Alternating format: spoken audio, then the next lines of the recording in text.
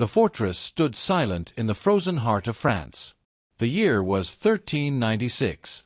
Its grey stone walls trapped the chill like a secret, and the wind hissed through the arrow slits as though mourning something yet to die. In a small echoing chamber, a young girl stood still as marble. Her attendants moved around her with a solemn rhythm of ceremony, preparing her for a night history would rather forget. Her name was Isabel of Valois. If you're drawn to raw, unpolished history, consider subscribing and drop a comment telling us where you're watching from. She was 12. The women brushed her long, pale hair until it gleamed like glass under the quivering flames. Their low prayers merged into one continuous murmur, words she could barely hear over the hammering of her own heart. The linen shift they placed upon her was too heavy for her slight body, pressing down on her shoulders like an invisible crown. A faint perfume of lavender and candle wax clung to the veil lowered over her head. When they finished, she no longer resembled a child. She looked like a sacrifice. Outside, the winter wind clawed against the walls, desperate to break in. Within, the air itself thickened, heavy with dread and ritual. Down in the great hall, her husband waited.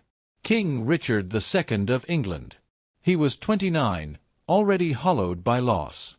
His first queen, and of Bohemia, had died young, and his grief had spread through the kingdom like ash. England had mourned with him. Its bells tolled not only for her death, but for the death of his youth. But kings are not permitted, music, to mourn forever. Peace demanded more than sorrow could pay.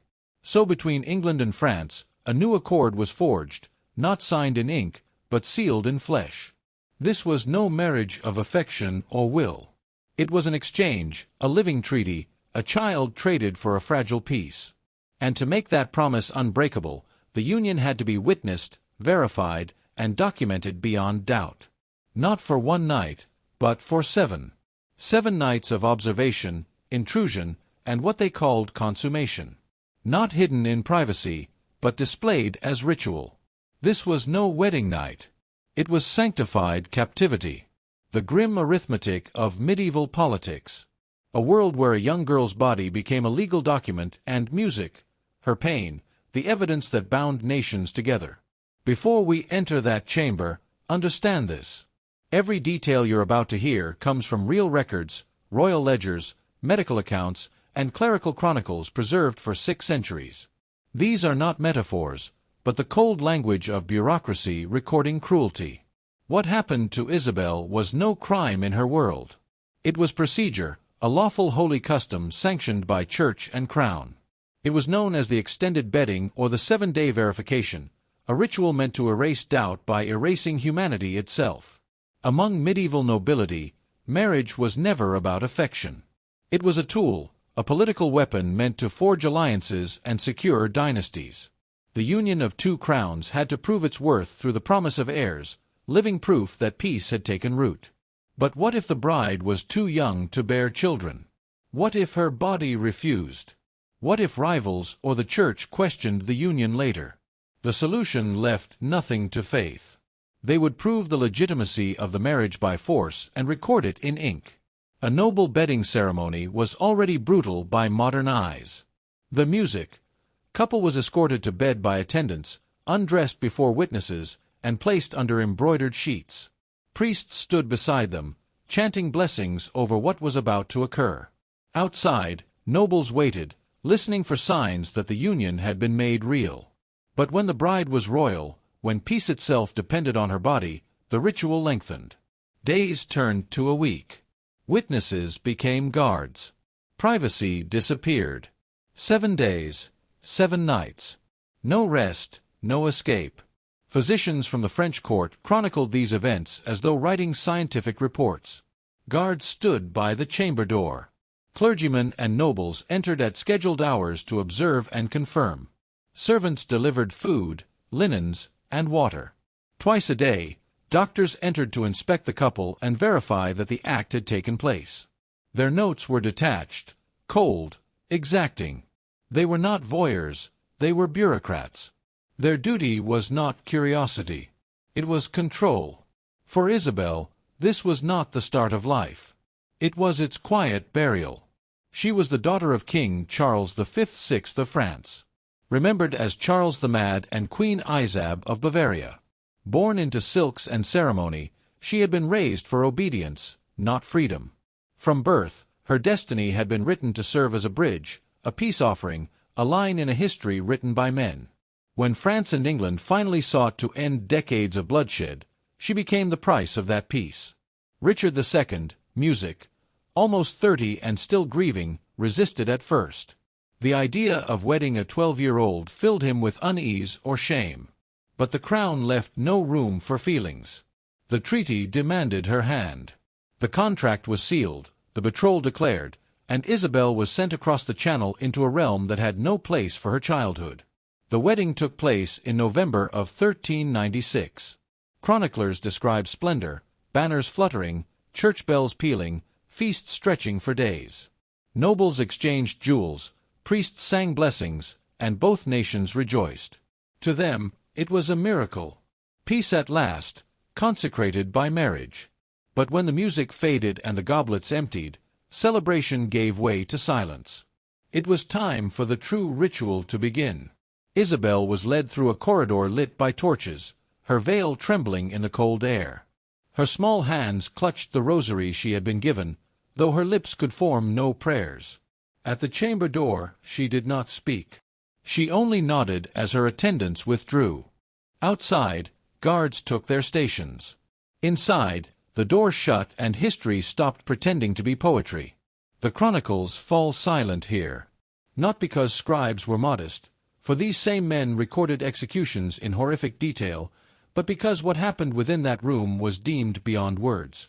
It was too close to blasphemy, too human, too raw. John Fassa, a French chronicler, recorded just a single sentence.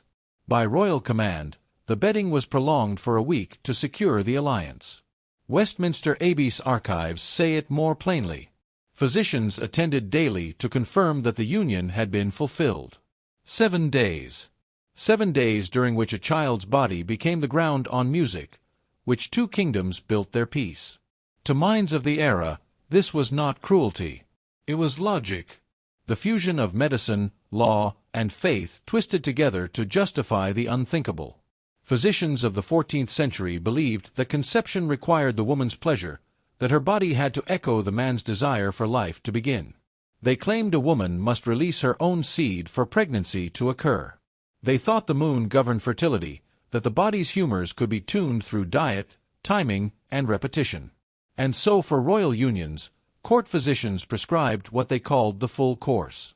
7 days, 7 examinations, 7 recorded acts of verification. Servants delivered meals twice daily, scheduled according to the stars. Candles burned without pause so the doctors could observe. Between each session, the young bride was examined for signs of arousal for proof that the ritual had succeeded. Reports were written in Latin, signed by witnesses, men of learning, faith, and state, as though documenting an experiment rather than an ordeal. Each record was bound into the royal archives beside the treaty papers as evidence that the alliance had been rightfully sealed. The Latin phrase remains legible even now. Testicartum, estulio, perfecto. It is testified, the union is complete. To them, this was proof of divine order. To her, it was the unraveling of everything she was. Imagine the world around you speaking in tongues you cannot understand, music, deciding what your body must endure in the name of peace. For Isabel, there was no romance, no fairy tale, only repetition wrapped in ceremony. The air was thick with incense, candle smoke, and unspoken fear. Priests murmured blessings outside the door. Guards, music, shifted in the corridor, armor clinking each time they turned. Every sound reminded her she could not escape, that she was no longer a daughter, but property. When she cried, her attendants called it the fear of womanhood. When she trembled, the physicians labeled it reaction. When she bled, they called it proof. This was not a marriage. It was a siege, and her body was the fortress being conquered in the name of order. French envoys stationed at the English court wrote home to Paris throughout the week. Their letters, still preserved, are haunting in their calmness. They mentioned that the marriage was properly concluded according to custom, that every measure had been observed as required by both crowns. No word of the child, no mention of pain, only assurance that the treaty stood secure. Diplomacy demanded silence. When the seventh day ended, Isabel emerged from the chamber, pale as parchment. Her attendant said she spoke barely above a whisper, her eyes hollow, her hands unsteady. She had survived, though what part of her survived was uncertain. Despite the endless rituals, the examinations, the notes of pleasure confirmed, Isabel did not conceive. Her body was too young, her frame too frail, her womb unready for what they demanded. By the final entry, the physician's tone had shifted. Uncertain, clinical, detached. They blamed the timing. They blamed her diet. They never blamed the act itself. And so, after a week of sanctified cruelty, the kingdoms announced that the marriage had been fulfilled, that the alliance between England and France was now unbreakable. The world rejoiced, and the girl at its center was left with nothing but silence. King Richard's behavior afterward became a subject of hushed speculation. Some whispered that guilt had consumed him. Others claimed disgust. Whatever the reason, he withdrew from Isabel almost entirely. He granted her chambers, attendants, jewels, everything but affection. To his courtiers, she was not a wife, but a symbol, a token of peace, too fragile to touch. In public, he was gentle, courteous, as though trying to erase the memory of what had been done, but he never summoned her to his bed again. Some chroniclers believed he sought confession soon after, whispering remorse to priests who dared not record it. Others said the marriage only deepened his coldness, reopening the wound left by the wife he had lost. Whatever truth lies beneath royal courtesy, one fact remained. They never had children. When Richard was deposed in 1399 by Henry Bolingbroke, soon crowned Henry Ivth, Isabel was barely 13. The fallen king was imprisoned in Pontefract Castle, where he died within a year, starved or quietly murdered. Isabel, widowed before she reached womanhood, was ordered to remain in England. Her dowry, her jewels, even her presents were once more political tools, items to be bargained, not mourned. Music, but the French crown did not forget her. Her father's envoys demanded her return, arguing that the treaty was void now that the marriage was broken. Negotiations dragged on for months, conducted by men who spoke of her as if she were parchment or coin. Finally, in 1401, at 15 years old, Isabel was sent back to France. Records describe her return. She stepped ashore without tears, silent and pale, her hands clasped as though still bound by ritual. The crowd that gathered did not see a queen, but a ghost of one, a child sculpted from duty and grief. She went to live with her mother, Queen Isabel, who kept her close and quiet. 4 years, Isabel rarely appeared in public.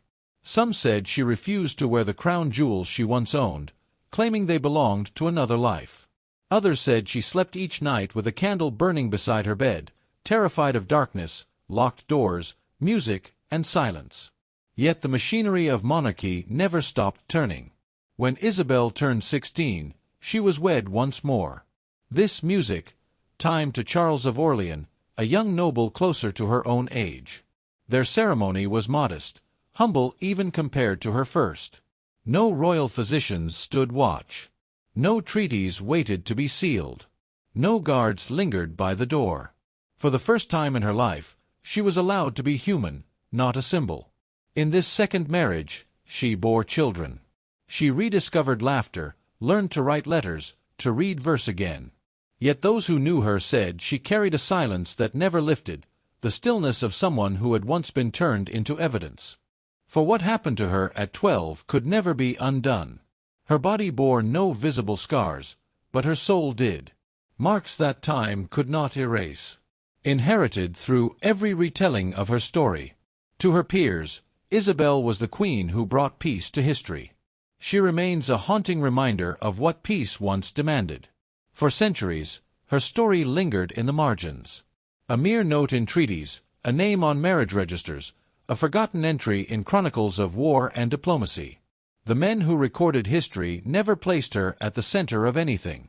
To them, she was a vessel, a duty fulfilled. But history, like carved stone, preserves echoes long after the voices fade. And if you look closer, you find her, the girl behind the alliance, the child beneath the crown. The world called her blessed. The church deemed her marriage holy, her suffering sanctified. Music, pain was her dowry, silence, her devotion. Yet the documents from that week, every inspection, every physician's note, every letter home reveal another truth. A truth about a society that could turn cruelty into ceremony and name it civilization. The prolonged bedding, the week-long verification was not unique to her. Similar customs appear in the archives of Aragon, Castile, and Burgundy. Chronicles describe noble brides observed by priests and doctors, their privacy stripped away for the sake of political certainty. The Church, ever hungry for proof, sanctioned it all. These were not acts of passion. They were acts of bureaucracy. Marriage reduced to a process, womanhood to evidence. In that world, power distrusted the fragile. A child could not be trusted to rule, but her body could be used to seal a throne. It was safer to destroy one girl than to risk another war. The French physicians who oversaw Isabel recorded in detached, music tones words like temperament, humor, balance, and confirmation of union. To modern readers, their accounts read like autopsies of innocence. They measured her pulse, her tears, her color, her temperature, as though studying a specimen rather than a human being. One wrote, "The maiden shows nervous trembling at intervals, appetite reduced, complexion pale, but sound." That phrase, "but sound," music, chills more than any wound. It meant she lived, and that to them was enough. No words from Isabel herself survive. No journal, no letter, no confession. The silence of girls like her is one of history's great voids. Their thoughts weren't lost to time. They were erased by design. Their pain was never meant to be remembered. Only the men's voices, the ones who orchestrated it, remain. Each signature, each line of ink pressing another layer of authority onto her memory. Between those sterile records, you can still hear her breathing. Music, small, frightened, human, the last trace of a child forced to play the part of a queen. When her story resurfaced centuries later, scholars argued over its meaning. Some romanticized her as the child bride who saved nations. Others dismissed it as political routine, no more tragic than any war. Yet, what makes her story horrifying is not its rarity, but how common it truly was. In an age when treaties were signed in blood, when heirs were currency, girls like Isabel existed everywhere, traded music, across borders, sanctified by priests, and blessed as they wept. In a world ruled by men, purity was property. And when power demanded proof, the proof was taken. By the time her husband Charles of Orleans was captured at Azinur in 1415, Isabel was already gone dead at 20. Chronicles say she fell ill, consumed by grief and frailty. But even in death, her image was used. Artists painted her serene and saintly, surrounded by angels. The girl who had once been examined, measured, and verified was remade into a vision of divine patience. They made her gentle again, as if the world could atone through art.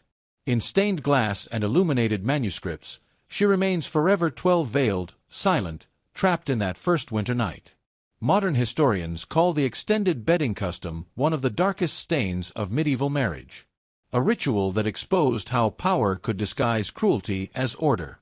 It was in every sense a ceremony of control.